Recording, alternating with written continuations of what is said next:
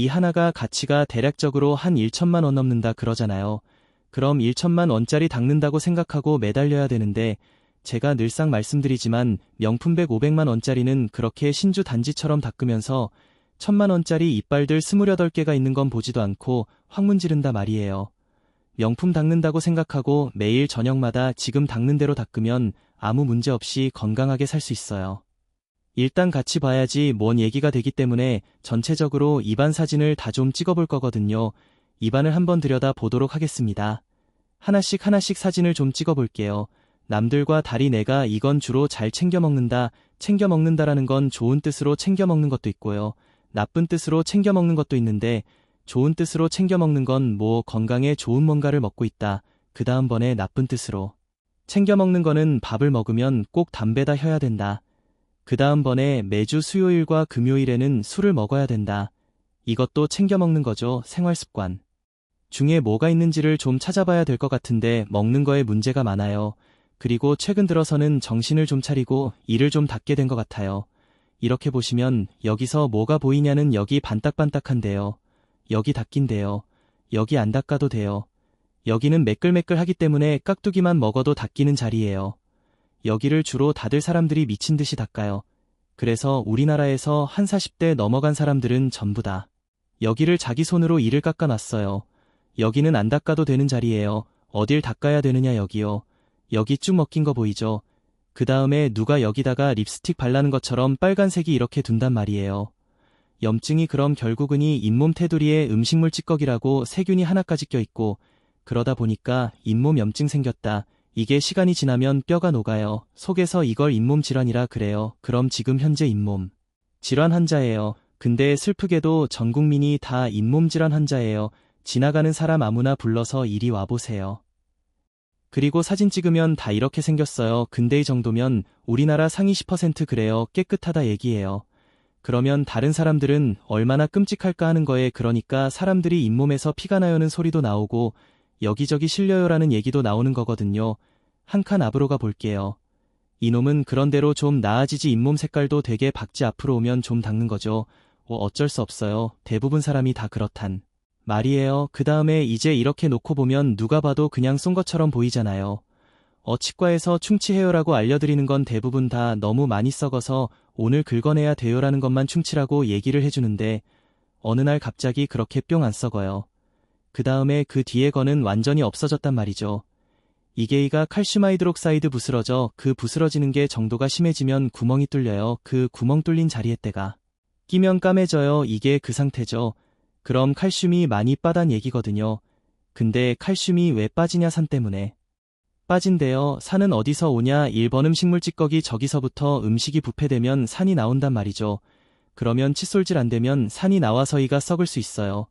특히 이런 구멍에는 음식물이 처박혀서 잘 안 나올 거니까 산이 더 생길 거란 말이요.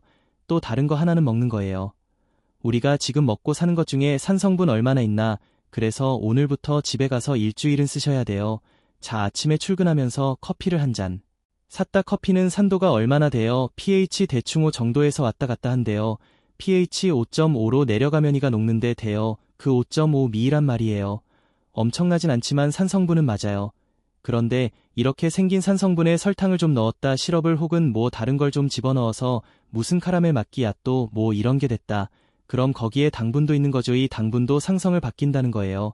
자, 그러면 커피를 한 잔 사가지고 한 모금 먹고 놔두고 한 모금 먹고 놔두고 이러고 2시간을 먹었으면 2시간을 이빨을 절인 거죠. 그러면 이에서 칼슘이 빠져요. 그 다음 번에는 이걸 먹다가 또 서랍을 열어가지고 과자 를고 먹으면서 음식물 적겠죠. 그래서 결국은 음식물을 얼마나 자주 먹느냐 빈도, 그 다음 번에는 이걸 얼마나 오래 먹느냐, 음식물이 입안에 남는 시간, 이거를 한번 써보면서 이 음식이 도대체 당분, 탄수화물, 그 다음번에 삼성분이 얼마나 들었는지를 한번 조사를 해보셔야 돼요. 가끔 먹는 걸 보면 연세 드신 분들 중이나 아니면 건강을 위해서 살겠다는 사람 중에 뭐 아침마다 디톡스를 위해서 레몬을 먹는다든가 무슨 레몬 술을 타 먹는다든가 이게 유행이에요. 지금 홈쇼핑에서 레몬 엄청 팔거든요. 레몬 같은 경우는 산이란 말이에요.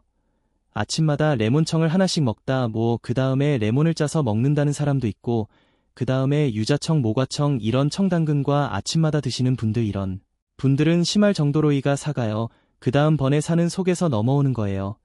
그걸 보통 우리가 위상과다 역류성식도 그게 있어요. 그럼 뭐가 나오죠? 음식물. 찌꺼기하고 위산이 올라온다 말이에요. 그게 이에 닿으면 일단 기본적으로는 이가 심하게 사가요. 첫 번째로는 그게 있어요. 습관적으로 토하는 거. 그 다음 번에는 가끔 다이어트 한다고 토하는 사람도 있어요. 이런 사람들도 이가 다 사가가요. 그리고는 나도 모르는데 넘어오는 거예요. 근데 이게 잘 때 넘어온대요.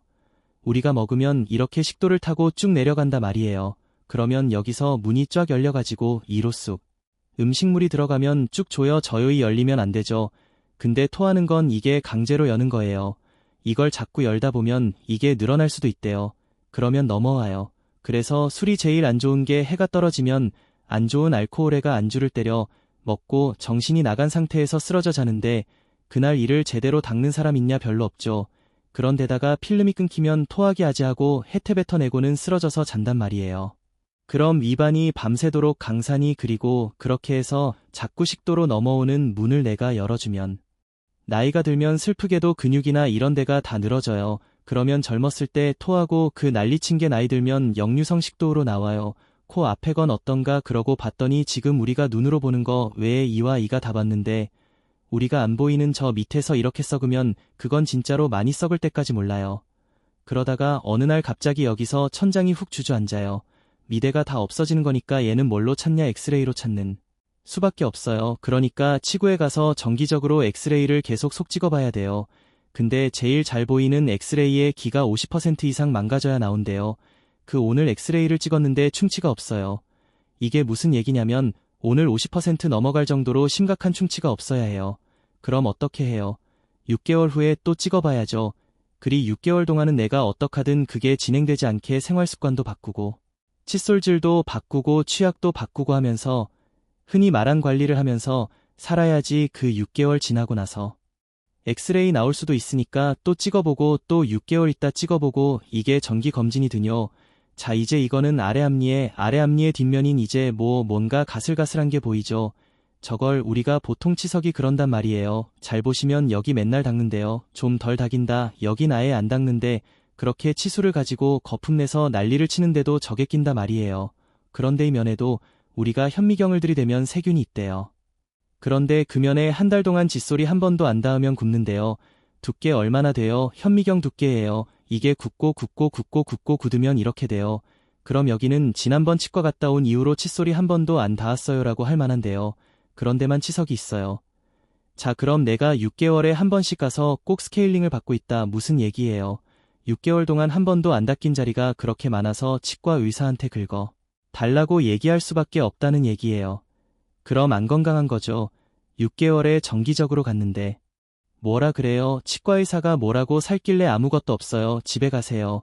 이렇게 되면 건강한 거예요. 이게 되느냐 돼요. 열심히 닦으시면 되는데 그 열심히가 진짜 어려워요.